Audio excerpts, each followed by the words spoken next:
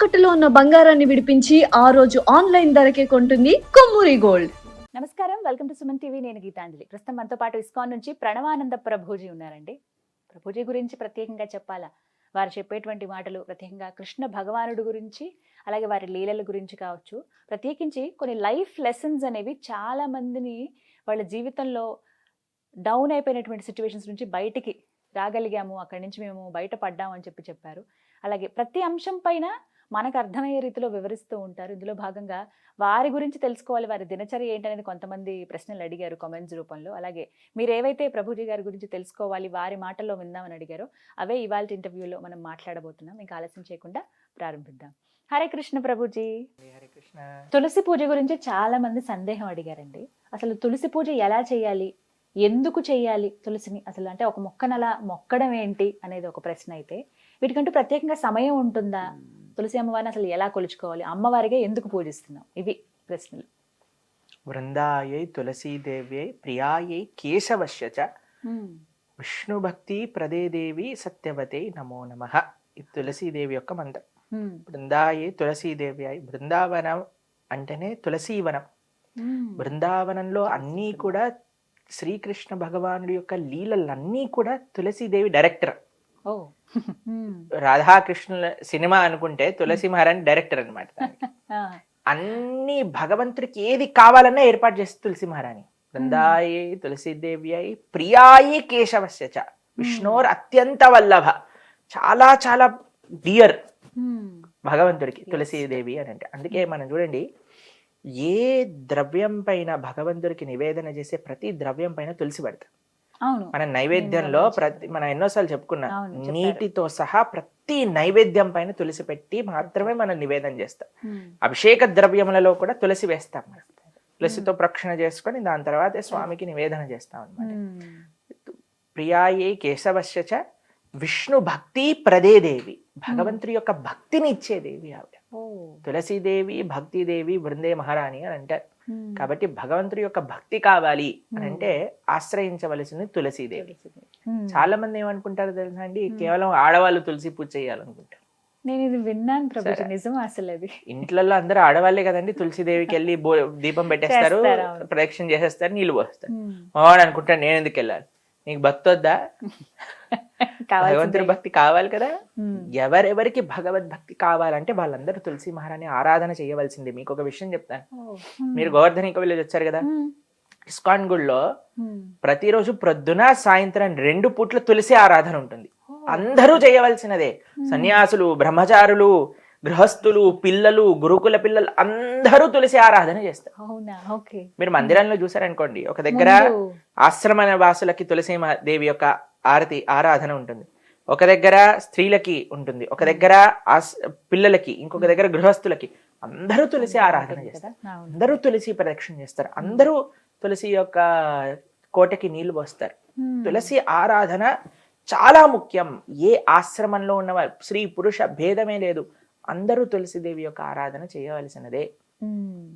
చాలా సింపుల్ గా ఏం చెయ్యాలి ప్రభుజీ అని అనుకోండి, జస్ట్ మీరు కొద్దిగా నీళ్లు పోయండి. రోజు ఒక ఉద్ధరినితో నీళ్లు పోసేసి 4 ప్రదక్షిణలు చేసేసి దీపాన్ని తులసి మహారాణి దగ్గర పెట్టుకొని ప్రణామం చేసుకొని ఈ శ్లోకం, బృందాయే తులసీదేవ్యై ప్రియాయే కేశవశ్య చ విష్ణు భక్తి ప్రదే దేవి సత్యవతే నమో నమః, ఈ శ్లోకాన్ని చెప్పి ప్రణామం చేసుకోండి. ఇది బేసిక్ గా కనీసం ఇంతైనా చేయగలిగితే ప్రతిరోజు నియమంగా ప్రొద్దున కానీ సాయంత్రం కానీ చాలా భగవంతుడి యొక్క అనుగ్రహం అనేది వస్తుంది. ఎందుకంటే ప్రతి ఇంట్లోనూ తులసి మొక్క చూస్తాం ఖచ్చితంగా. ఇంకో ప్రశ్న ఏం అడుగుతారంటే, చాలా సార్లు పూజ చేసుకునే తులసిని తెంపచ్చా అంటారు.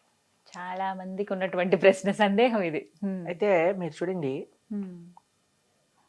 మీరు చెట్టును పెంచుతున్నారు అనుకోండి, ఒక పువ్వు చెట్టు పెంచడానికి ప్రయోజనం ఏంటి? ఆ పూలు తీసుకొని స్వామికి మాలగా చేసుకొని సమర్పణ చేయడం. తులసీదేవి దగ్గర ఉండే స్పెషాలిటీ ఏంటంటే, ఆవిడ ఆల్రెడీ ఒక స్పిరిచువల్ పర్సనాలిటీ తులసీదేవి. మనకి ఏమనిపిస్తుందంటే, అరే తులసీదేవిని తెంపవచ్చా? కానీ మీరు చూడండి, తులసీదేవి యొక్క అస్తిత్వమే కృష్ణుడి యొక్క సేవ చేయటం కోసమే ఆవిడ అవతరించింది. ఎవరి యొక్క అస్తిత్వం కృష్ణుడి యొక్క సేవ చేయటమో ఆవిడ్ని కృష్ణుడికి సమర్పించటంలో ఏం ప్రాబ్లం లేదు కదండి. అంటే పూజించే దగ్గర వస్తుందండి చాలా మంది. ఇప్పుడు 2 పూజ చేయొచ్చు. తులసి ఆవిడకి మొక్కలు పూజ ఎందుకోసం చేస్తున్నా, మనకి కృష్ణుడి యొక్క సేవ కావాలని చేస్తున్నాం. చేస్తున్నాం. అవును. కానీ ఆవిడ్ని కృష్ణుడి యొక్క సేవలో పెట్టడమే కదా ముఖ్యమైన విషయం. ఏంటంటే పూజించే వాటిని తెంపొచ్చు అంటారు అది. బ్రహ్మాండంగా, ఎందుకంటే తులసీదేవి యొక్క స్వరూపమే కృష్ణుడి యొక్క సేవ చేసుకోవడం కోసం. కానీ కానీ కానీ ఆ సెంటిమెంట్ మన దగ్గర ఉంది కాబట్టి ఓ రెండు తులసి చెట్లు పెట్టుకోవచ్చు. ఒక తులసి చెట్టుకి ఆరాధన చేసుకోండి, ఇంకో తులసి చెట్టుకి ఆ పత్రములను స్వీకరించి, ఆ దళములను స్వీకరించి భగవంతుడి యొక్క ఆరాధనకి ఉపయోగించుకోండి. 2 విషయాలు మనం జాగ్రత్తగా ఉండాలి. ఒకటి, మన గోళ్ళు తలపకూడదు. మనం తులసీదేవిని ఇలా వేళ్ల మధ్యలో పట్టుకొని తెంపాలి. 2, ద్వాదశి రోజు తులసి దళములను తెంపకూడదు. ఖచ్చితంగా నియమం. ఇదొక్కటి గుర్తుపెట్టుకోవాలి. ఇంకా మంగళవారమా శుక్రవారమా ఇవన్నీ పక్కన పెట్టండి. ద్వాదశి రోజు మాత్రమే తెంపకూడదు. కారణం ఏమన్నా? ఎందుకంటే తులసీదేవి కూడా ఏకాదశి వ్రతం చేస్తుంది అని అంటారనమాట. ఏకాదశి వ్రతం చేసి ద్వాదశి పారాయణ, శాస్త్రం వాక్యం ద్వాదశి రోజు ఇది చేయకూడదు అని అంటారు. మీకు ఇంకో విషయం తెలిసిన, తులసి పత్రములను స్వీకరించేటప్పుడు తప్పకుండా చెప్పాల్సిన ఒక మంత్రం ఉంటుంది, ఒక శ్లోకం ఉంటుంది. ఇది చెప్పి మాత్రమే తులసి పత్రములను తెంపవలే, అంటే ఒక అనుమతి లాగా. ఒక అనుమతి లాగా. ఆ శ్లోకం మేము ఇప్పుడు చెప్తాం, మీరు కూడా స్క్రీన్ పైన వేద్దురు కానీ అప్పుడు వాళ్ళకి, మన ఎవరైతే వింటున్నారో వాళ్ళకి కూడా తెలుస్తుంది. చాలా మందికి తెలియదండి. మేము అనుకున్నా అందరికి తెలిసేమో అని, కానీ చాలా మందికి ఈ విషయం తెలియదు. తీసేయటం ఇక్కడ వరకు తెలుసు కానీ ఇలా తెంపే స్టీలల్లో కూడా వేసుకునే వాళ్ళు ఉన్నారు. తులసీదేవి యొక్క అస్తిత్వం భగవంతుడి యొక్క సేవ చేసే కోసం, ఆ సేవ కోసం తీసుకునే ముందు మనం ఒక శ్లోకం చదవాలి. ఆ శ్లోకం ఏంటో మేము చెప్తాము, ఒకసారి దాన్ని మీరు స్క్రీన్ పైన వేసి చెప్తారు. కానీ తులస్యా అమృత జన్మాసి సదాత్వం కేశవ ప్రియ కేశవార్థం చినోమిత్వాం వరధా భవ శోభనే. ఇదే శ్లోకం. ఈ శ్లోకం చెప్పాలి. ఈ శ్లోకాన్ని చెప్పుకోవాలి. ఈ శ్లోకం యొక్క అర్థం ఏంటి అంటే, తులసి అమృత జన్మాసి, తులసి నువ్వు అమృత జన్మ నీది, అంటే అమృత తుల్యమైన స్వరూపము నీది. సదాత్వం కేశవ ప్రియ, ఎప్పుడు నువ్వు భగవంతుడికి అత్యంత ప్రియమైన. కేశవార్థం చినోమిత్వ, ఆ భగవంతుడి కోసమని నేను తులసి దళములను తెంపుతున్నాము. వరదాభవ శోభనే, నువ్వెప్పుడు ఇలానే శోభిస్తూ ఉండుగాక అని ఆవిడ పర్మిషన్ తీసుకొని ఒకసారి ప్రణామం చేసి అప్పుడు పత్రాలు తీసుకోవాలి. మీకు ఇంకో విషయం చెప్తాను.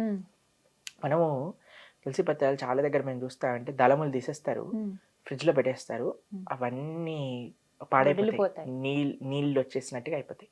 ఇంకో విషయం చెప్తాను, మనం తులసి పత్రములను ఫ్రిడ్జ్ లో దాచి పెట్టుకోవాలి అని అంటే హోల్స్ ఉన్న డబ్బాని యూజ్ చేయాలి. ఎయిర్ సర్క్యులేషన్ ఉండాలి, అటు చలి ఉండాలి, ఇటు ఎయిర్ సర్క్యులేషన్ ఉండాలి. ఎప్పుడైతే అలా పెట్టుకుంటామో అప్పుడు మాత్రమే మనకి అవి ఫ్రెష్ గా ఉంటాయి. ఇంకో విషయం చెప్తాను, కొన్నిసార్లు మనకి సాయంత్రం పూట నివేదన చేయాలనుకోండి, సాయంత్రం పూట తులసిని తెంపకూడదు. మా ఇంట్లో సూర్యాస్తమైన తర్వాత తెంపకూడదు తులసి.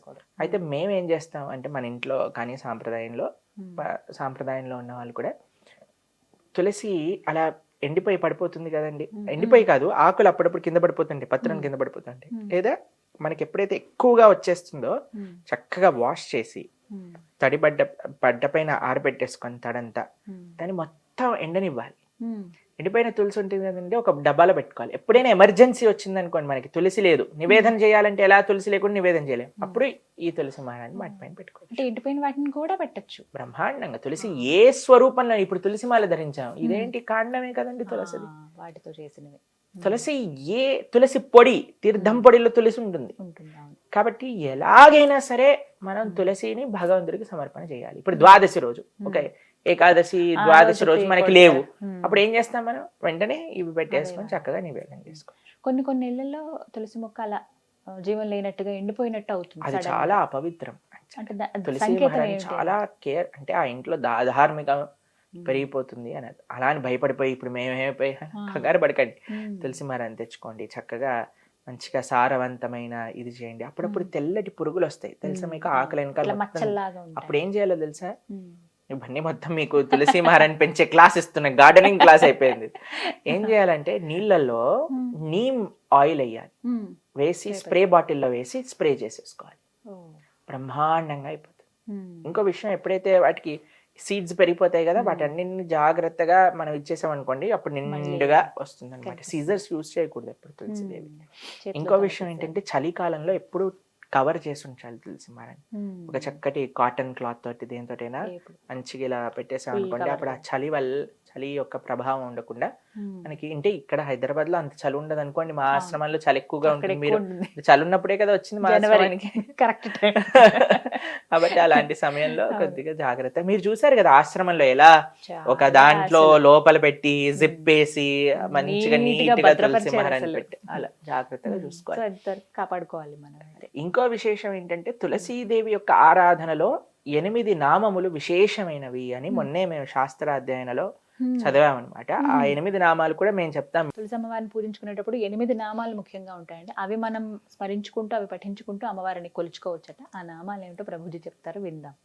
వృందావని వృంద, విశ్వపూజిత పుష్పసర, నందిని కృష్ణజీవని, విశ్వపావని తులసి.